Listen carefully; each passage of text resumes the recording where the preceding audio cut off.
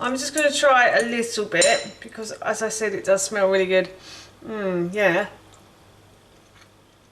Oh. That's really nice.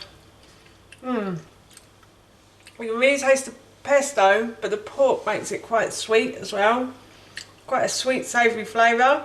Hi everyone and welcome back to Googie's Kitchen, and if you are new here then hello and welcome. My name is Alexis, and in today's video I want to share with you how to make my delicious pesto pork balls with a miso and garlic rice. As I just mentioned, today I want to share with you how to make my delicious pesto pork balls with a miso and garlic rice. So this recipe is really easy to do, and I've got some of the ingredients laid out here. So the first thing I'm going to do is I'm going to make the pork balls, and I'm going to put these in the fridge for a couple of hours. You can make these the day before and leave them in the fridge overnight.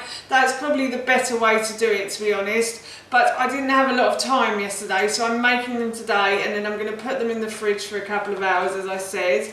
So the first thing I've done is I've put about 500 grams of pork mince into a large mixing bowl, and then I'm going to add about 4 big tablespoons of pesto to that as well. The pork is quite fatty, so it doesn't really need any egg or anything to bind it together, because the fat is going to hold these pork balls together. And then to that I am going to add a little bit of salt. The pesto already has some salt in it, so I don't really need too much. And then I'm also going to add some black pepper to that as well. Ground black pepper, sorry. So I'm just going to add like a pinch of black pepper. And now what I'm going to do is I'm going to go and dampen my hands, and on my way back I will grab a plate as well. And I'm going to make the pork balls, but I need to wet my hands first because I don't want any of the mixture to stick to my hands, and I find if I wet my hands that doesn't tend to happen. I have grabbed my plate and I have, as I said, dampened my hands, and now what I'm going to do is I'm just going to mix the pesto and the pork together like so, until everything is well mixed in.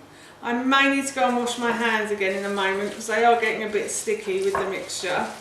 So I'm just mixing everything round until everything is well mixed together, and then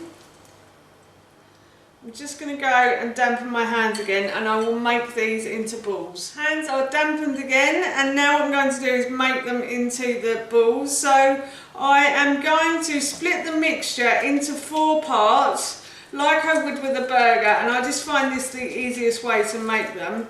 And then I'm going to grab a little bit of one of the parts, and I'm going to roll the balls in between my hands like so. So as you can see, I'm just rolling them together, and hopefully these will make, I think this is probably going to make about 4 for this part. My son really likes to eat these as a snack as well, so I always try to make a little bit extra for him because he really does enjoy this.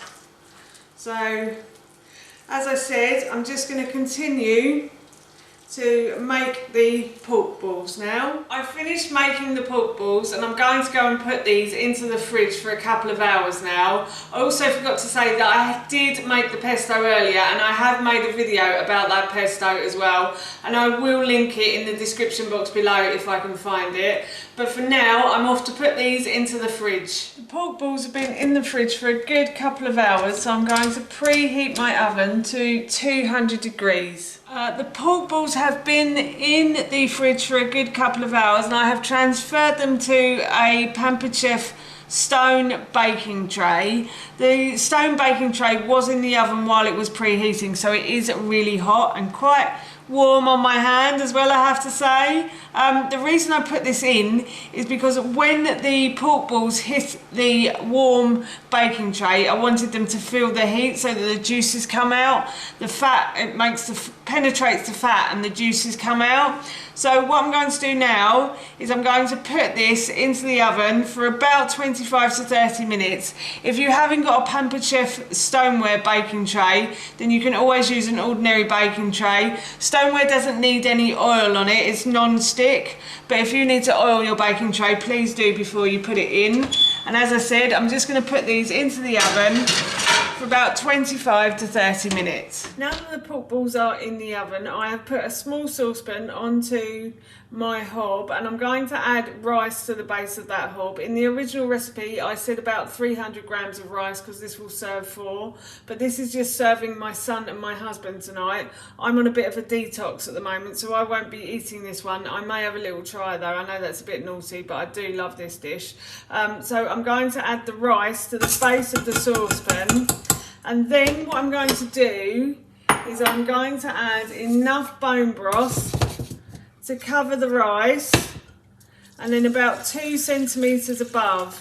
So again, in the original recipe I think I said about 600 mils of bone broth, but obviously because I'm only making this for my son and my husband, it will be a lot less, I think. She says, I think that probably was about 400 mils there. So I'm just testing it. Yep, that's perfect. So I think that was about 400 mils of bone broth.